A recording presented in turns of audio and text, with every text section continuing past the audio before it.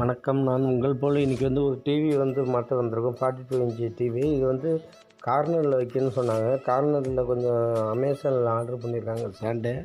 அந்த ஸ்டாண்டு கொஞ்சம் கார்னரில் 2 ஸ்டேஜ் தான் வாங்கிட்டு வந்திருக்காங்க.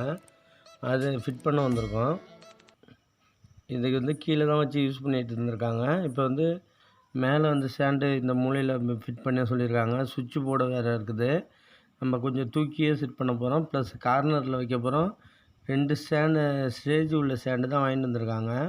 3 ஸ்டேஜ் இருந்துச்சுன்னா ஈஸியாக இருக்கும். 2 ஸ்டேஜ் தான் இருக்குது. இதில் கொஞ்சம் அந்த ஸ்டேஜாச்சும் கொஞ்சம் லென்த்தாக இருக்கணும். இது மற்றபடி ஸ்க்ரூ எல்லாம் செட் ஆகிற மாதிரி பர்ஃபெக்டாக கரெக்டாக இருக்குது. மற்றபடி கரெக்டாக இருக்குது. நம்ம துணி என்னத்துக்கு போட்டிருக்கோன்னா டிவியை பெரட்டி வைக்கிறதுக்கு சோஃபா செட்டு அதேமாரி இருந்துச்சுன்னா அதேமாரி வச்சுக்கலாம். இல்லைன்னா இதேமாரி துணியில் தான் வைக்கிற மாரி இருக்கும். நம்ம இந்த டிவியை கவுத்து வைக்கிற மாரி இருக்கும். இப்போ கவுத்து வச்சுட்டு அந்த 4 ஸ்க்ரூ செட் ஆகிற ஸ்க்ரூ போட்டாச்சு.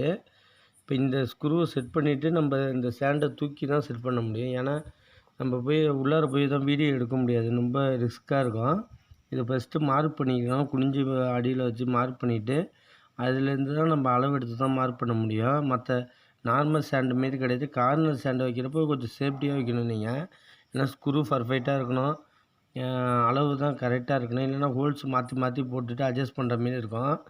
நீங்கள் கரெக்டாக யோசித்து இதை செய்யணும். நீங்கள் இந்த ஸ்டாண்டு அட்ஜஸ்ட்மெண்ட் கரெக்டாக லூஸாக இருக்கக்கூடாது, மீடியம் ரொம்ப டைட்டாகவும் இருக்கக்கூடாது. டிவியில் ஸ்க்ரூ 4 ஸ்க்ரூ ஏற்றின பிறகு நம்ம அந்த ஸ்டாண்டோட புஷ்ஷு தான் 2 புஷ்ஷையும் கழட்டிட்டு ஒரு போல்ட்டை ரிமூவ் பண்ணிக்க வேண்டியதான். நம்ம இதில் மார்க் பண்ணியாச்சு. இப்போ அந்த அளவுக்கு டிவி மட்டும் எல்லாத்தையும் மார்க் பண்ணியாச்சு. இதில் ஹெவியான ஸ்க்ரூ நம்ம கண்டிப்பாக போட்டாகணும். ஏன்னா டிவி ஃபுல் லோடு இந்த ஸ்க்ரூவில் மட்டும்தான் நிற்க போகுது. மற்ற ஃப்ளாட்டு சுவிட்சில் இதுலேயாச்சும் ஃப்ளாட்டாக உள்ளதாச்சும் நார்மலாக வரும்.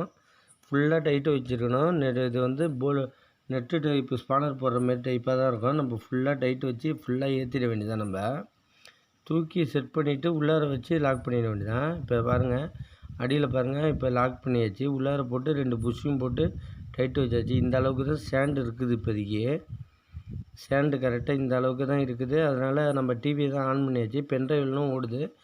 கேபிள் இருக்குது. சுவிட்சு போர்டு லைட்டாக அடியில் கையை விட்டு தான் போடுற மாரி இருக்கும். நம்ம அந்த கார்னரில் பர்ஃபெக்டாக மேட்ச் ஆகிட்டு கரெக்டாக மேட்ச் ஆகிட்டு ஜன்னலுக்கு டிஸ்டர்ப் இல்லை, இந்த சாமி ரூமுக்கும் டிஸ்டர்ப் இல்லை. கரெக்டாக அந்த கார்னரில் இருந்துச்சு. மூவ்மெண்ட்டே பண்ண முடியாது. அந்த அளவுக்கு ஃபினிஷிங்காக செட் பண்ணியாச்சு. கீழே இந்த சுவிட்சு போர்டு மட்டும் ஹைட்டில் இருக்கிறதுனால நம்ம போடுற மாரி இருக்குது. இது கீழே போய் குனிஞ்சு மட்டும் போடுற மாரி இருக்குது. இறக்கி வச்சது ரொம்ப தூக்குனாலும் ஹைட் அதிகமாக போயிடும். கரெக்டான அளவு இருக்குது. லைட்டாக கூட ஷேக் பண்ண முடியாத அளவுக்கு கரெக்டாக அந்த கார்னர் செட் ஆகிட்டு. வீடியோ பிடிச்சிருந்தால் மறக்காமல் உங்கள் போல் யூடியூப் சேனலை சப்ஸ்கிரைப் பண்ணுங்கள், லைக் பண்ணுங்கள், கமெண்ட் பண்ணுங்கள். உங்களுக்கு யூஸ்ஃபுல்லான வீடியோக்கள் நிறைய வர மறக்காமல் சப்ஸ்கிரைப் பண்ணுங்கள். ஆளுங்கிற பட்டனை கிளிக் பண்ணுங்கள்.